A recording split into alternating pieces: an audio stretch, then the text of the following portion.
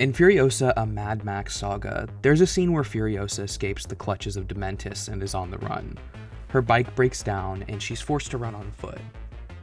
On a hill above her, we see Max, clad in black, leaning against his iconic interceptor, eating Dinky D's dog food.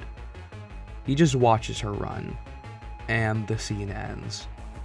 While it's a small scene, a scene that if taken out wouldn't really affect the quality of the movie, it stuck with me.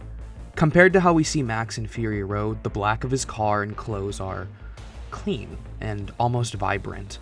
Despite their dark colors, they stand out.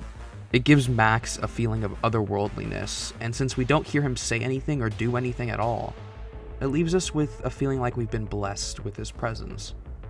The last two Mad Max movies are more intertwined than any other films in the franchise. Mad Max, The Road Warrior, and Beyond Thunderdome are all stories of Max with Mel Gibson in the role, and referred to his past as shown in the first film. But their aesthetics, tone, and stories are all vastly different and seemingly disconnected. And the films benefit from this, each feel as if a new legend of Mad Max is being told to us, a campfire tale of a legendary figure of the Wasteland.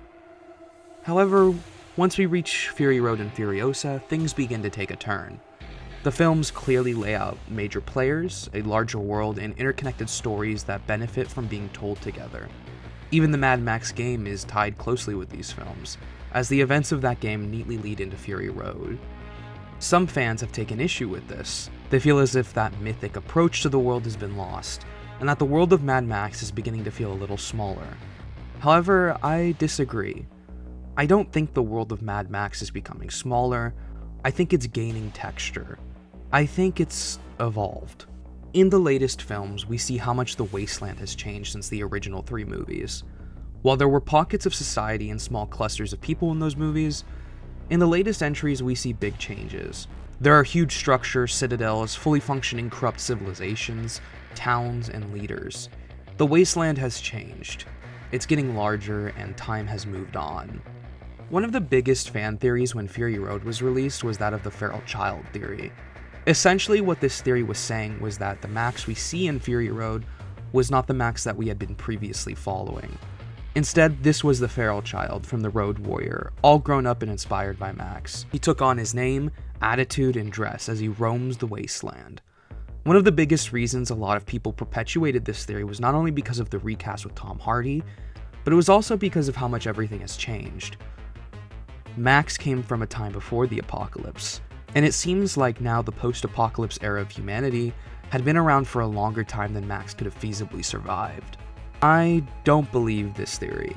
In fact, I think there's a more logical and interesting explanation. You see, the Max we follow in the game Fury Road and we see in Furiosa is the very same Max we've been following up to this point. The thing is though, the myth has evolved.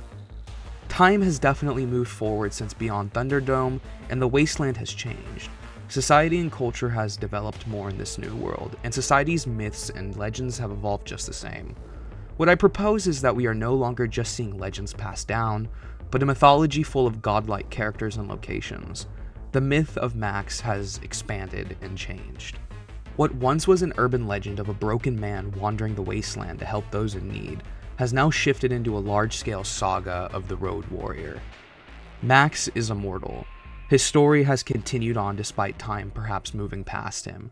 He's now viewed with religious reverence. He has become a deity in the eyes of the people of the New Age. And a deity needs a pantheon. A deity needs a legend. Furiosa, Nux, the Brides, Immortan Joe, Scrotus, Rectus, Dementis.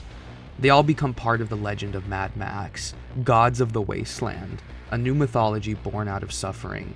Gastown, the Citadel, the Bullet Farm, and the Green Place all become part of this as well. After all, gods need their Olympus, their underworld, their Valhalla. The visual language of the films have also changed quite significantly as well. On a meta level, these films have changed. The original three movies feel a lot more urban, a lot more like they're happening just out of reach, while the new films feel a lot more grand.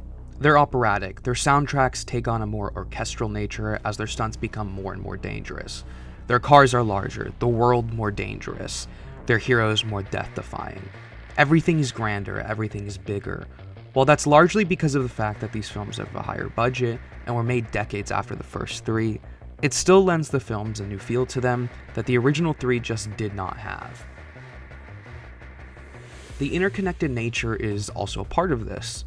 The stories of these first three films are squarely about Max and the people he comes across along the way. They feel more like people telling others, "Yeah, I met the Road Warrior, he helped me out." While now these stories are more legends of the characters being passed down from generation to generation, with recurring characters cementing themselves as integral parts of his mythology.